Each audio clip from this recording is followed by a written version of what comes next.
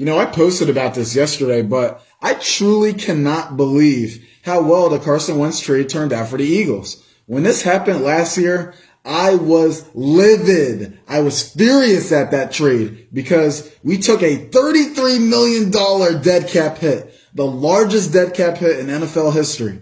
2020 was a season where we had no offensive line. We had like 15 different combinations at offensive line. You had a coach in Doug Peterson who saw his quarterback struggling and would refuse to run the ball and take pressure off of them. Very similar to what we saw from Nick Sirianni early on this past season. It was very similar to what we would see from his successor, Nick Sirianni, in 2021.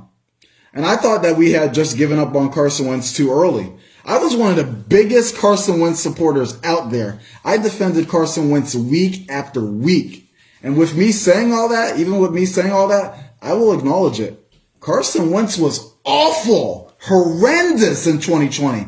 I was completely shocked at how stunningly bad Carson Wentz became in the 2020 season because just the prior season in 2019, I saw Carson Wentz put an injury-ravaged Eagles team on his back. That team in 2019, we were just completely riddled with injuries. Alshon Jeffrey, Nelson Aguilar, Deshaun Jackson, Malik Jackson, Darren Sproles, the list goes on. We had all those injuries, and in the final 4 games of the season, all against our division rivals, the Giants, Redskins, and Cowboys, the Eagles, we went 4-0 in those games. Carson Wentz, he put on a superhero cape, and he led us to a 4-0 record in those final games to win the NFC East.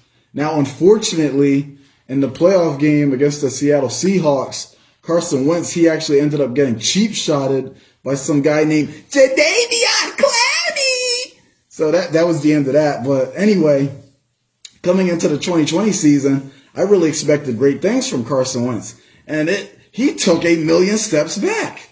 He was absolutely horrendous. Like Carson Wentz, he always had a fumbling issue. He's always been a fumbler. That dates back to his rookie season in 2016. But the interceptions in 2020. Oh my God. He had 15 interceptions. I think that led the league. 15 interceptions. And that was in just 12 games played. He got benched in Green Bay. He didn't even play a full season. So the way that whole situation turned out, I was completely just flabbergasted. I was stunned at how that whole thing happened. I'm not sure. Did the Jalen Hurts draft pick mess him up? I don't know. I think it did. I think it probably did. But that begs the question, how in the world did Howie Roseman get the Indianapolis Colts to agree on giving up a possible first-round pick for this guy? How did Howie Roseman dupe the Indianapolis Colts into giving up a first-round pick for Carson Wentz? This is a quarterback who, the previous season, he was the worst in the league. Statistically speaking, Carson Wentz was the worst starting quarterback in 2020. The worst. And somehow, Howie Roseman got the Colts to sign on for giving up a first-round pick. Admittedly, it was a conditional first-round pick. It wasn't guaranteed to be a first-round pick, but how in the world did he manage to get the Colts to give up that kind of capital for a quarterback coming off a horrendous season? If I were the Colts, I would have laughed in Howie Roseman's face. I would have laughed in the Eagles' face for a first-round pick. I'm not giving up a first-round pick for Carson Wentz. After the way he played in 2020, how did they sign on to that? How did they sign on to this knowing Carson Wentz's history, aside from his play in 2020, with the injuries, how he went down with an injury in 2017, went down with an injury again in 2018, and then how he went down with a concussion in the playoffs. How did the Colts sign on to this? If I was the Colts, I wouldn't have given up a first-round pick for Carson Wentz. The way Carson Wentz played in 2020, we would have been lucky to get a 6th-round pick. He was that bad. He was that bad. Now, also, there was luck in this. Luck did also play a factor in this situation because Carson Wentz ended up suffering a foot injury in preseason. And the initial diagnosis for that injury was that he would miss 6 to 12 weeks. And when this news came out, the Eagles fans like myself and many others, we were like, oh my God, this guy is going to blow our first-round pick. We got rid of him, and he's still going to screw us up. when that news came out about how he was gonna miss 6 to 12 weeks following that foot injury in the preseason, I was like, we're done. We're done. That's not going to be a first round pick. It's going to be a second round pick. And somehow, Carson Wentz ended up being ready in week 1. He was ready for the Colts week 1 game against the Seattle Seahawks, and he ended up missing 0 games to injury. He ended up missing 0 games to injury. I don't know how in the world that happened. How do you go from being projected to miss 6 to 12 weeks to being ready to start in the week 1 game against Seattle and not missing a single game to injury? This includes getting injured against the Rams in week 2. When he was playing against the Los Angeles Rams, his ankle got rolled over. I think it was like contact with Aaron Donald, I believe. He suffered an injury in that game, and he was still ready for the next game. He still started in the very next game after that. I was so surprised that Wentz stood upright for all of those games. I couldn't believe how that happened. When that foot injury happened in the preseason, I was certain that was going to sink us. I was certain that was going to ruin that draft pick. And here's something that I was really, really concerned about. So my main fear was that the Colts, they would bottom out and fall out of playoff contention. Like they would just absolutely blow it early on. And it was looking like I was correct because the Colts, they started this season 1-4. And I'm thinking, okay, so say the Colts, they're eliminated from the playoffs.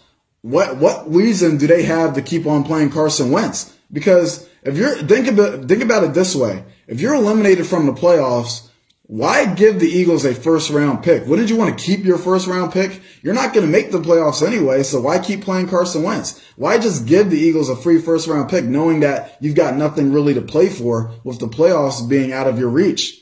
And I was scared about that. The Colts, they started the season 1-4, but then they started winning. They started to get into a groove. They found a formula with Jonathan Taylor, the best running back in the league in the absence of Derrick Henry, who got injured against the Colts.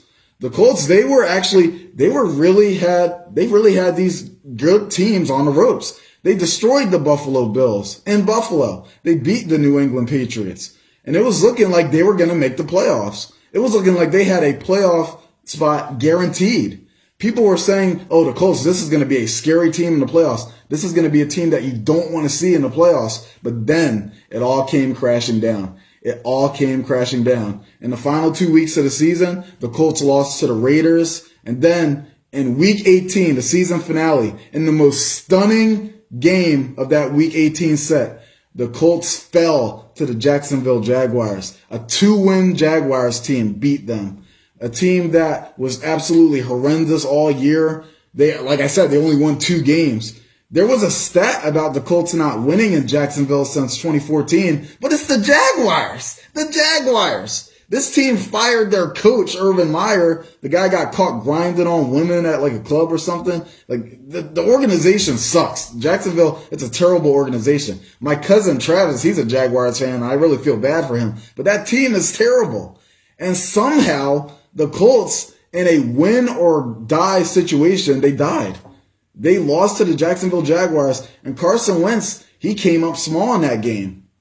Statistically speaking, Carson Wentz had a decent 2021 season. It was far better than 2020, but that's not really saying much because in the biggest moments, he crumbled. Like Carson Wentz, he was still prone to those disastrous mistakes at the worst times, like we saw in 2020. He didn't have a lot of turnovers in 2021, but the stats don't tell about when those turnovers occurred. Like the second game against the Tennessee Titans, he threw an interception that was returned for a pick 6 that really shifted the tide of that game. Against the Jacksonville Jaguars, he lost a fumble. I think he threw an interception in that game too. Like he had far fewer turnovers, but it's when the turnovers happened. That's what made it so bad. He couldn't put the team on his back like I saw him do with the Eagles in 2019. So it was like, I thought that the Colts were going to make the playoffs. After they beat the Buffalo Bills, after they destroyed Josh Allen in Buffalo, I was convinced that they were going to make the playoffs. And I'm like, well, at least Carson Wentz, he's meeting the snap count. He met the snap count, but they're going to be in the playoffs, so it's going to be a worse pick. So, like, think about this. So the Eagles, we got a first-round pick We made the playoffs with Jalen Hurts, the guy we ran Carson Wentz out of town for. And then the Colts, they give up their first round pick. They get Carson Wentz and they miss the playoffs. Like, this situation played out perfectly. It played out perfectly. And I think they owe us a third round pick as well. They owe us a third round pick too. Now, this brings me to Howie. Listen, I am not a big Howie fan. I'm not a big Howie Roseman fan. I would rather him be locked out of the draft room instead of him making these draft picks because he cannot evaluate talent. Howie Roseman, he cannot make the draft picks. Like, let him do anything else. Just don't let him make the draft picks. He cannot make draft picks. But you got to give credit where credit was due. The fact that he was able to muster a first round pick for Carson Wentz after he had a horrendous season in 2020, I'm very impressed by that. I'm very impressed by that. I don't know how he was able to pull that wool over the Colts GM's eyes. I don't know how he was able to swindle Indianapolis like that, but he did it. He did it. So you really got to give Howie Roseman credit for that. Now, what is he going to do with this first round pick? That's what we're all scared of. That's what we're all scared of. You got the first round pick. What are you going to do with it? What are you going to do with it, Howie Roseman? Like, we all remember Jalen Reagor over Justin Jefferson. We remember J.J. Arcega-Whiteside over DK Metcalf. Howie Roseman, he cannot make draft picks. He can't make draft picks. Just lock him out of the draft room. Lock him out of the draft room. Seriously. Like, I have another idea too. Like, on draft night, like, somebody like throw a party at Chuck E. Cheese, right? Chuck E. Cheese, and then invite Howie Roseman to it, and then problem solved. He won't be there at the draft and mess it up. Everybody loves Chuck E. Cheese. It's a genius plan. Nobody will turn down Chuck E. Cheese. I don't like their new logo though. They redesigned the logo, that rat.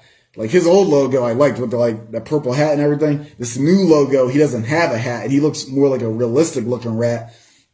Yeah, I don't like that. But the fact that the way this situation played out, it is both some cunning decision by Howie Roseman and some luck too. What is he going to do with this draft pick though? You got to get the pick right, Howie Roseman. You had a decent draft last year. Devontae Smith, stud. Landon Dickerson, that pick was controversial because people didn't like his injury history, but he's looking like a stud too. Milton Williams, that pick looks really good now because of how bad our pass rush was last year. And that's another thing, the pass rush. We need a pass rush. Our number one priority for this draft right now should be the pass rush because I don't want to see us letting these quarterbacks get all this time, enough time to read the Declaration of Independence like we were in 2021. We need pass rushers. We need defensive ends. Heck, even take a linebacker. When was the last time the Eagles took a linebacker in the first round? When was the last time? It was 1979. The Eagles, we do not value. Oh, what the heck just happened to my voice? Yeah. Well, as I was saying, the Eagles, we do not value linebackers. We do not value that linebacker position. And it's ironic to me because our greatest player, Chuck Bednarik, he was a linebacker. Well, actually, no, he was a two-way player. He was a linebacker and a center, but you get what I mean. He was a linebacker, and we ignore linebackers. I don't get that. I don't get it. So Carson Wentz, and I will say this too, because I did say a lot of negative things about Carson Wentz in this video. I still look upon Carson Wentz fondly. And yes, I am wearing a Carson Wentz jersey right now. I know a lot of people may not like that, but listen, I have no regrets about all we gave up to get Carson Wentz because if we hadn't done that, we wouldn't have won a Super Bowl. I seriously think so because I really can't say if Nick Foles starts that entire 2017 season, I really can't say we reached the Super Bowl. I don't know because I love Nick Foles, but he is a streaky player. I remember him looking amazing against the New York Giants, and then the very next week, he looked horrible against the Oakland Raiders on Christmas. Like Nick Foles, he's a very hot and cold player. Carson Wentz, he played like an MVP that year. He was the MVP frontrunner before he got hurt when he tore his ACL against the Rams. And you really got to ask yourself, if Carson Wentz doesn't start most of that season, do we reach the Super Bowl? Do you really think that we would have went to the Super Bowl? So even though the way things ended in Philadelphia, it wasn't good. It wasn't a good ending to the story. But I still like Carson Wentz. I do. I think he's a decent quarterback. I just wish that he he would have had the heart to fight for his job in Philadelphia. I wish he had the heart to compete with Jalen Hurts.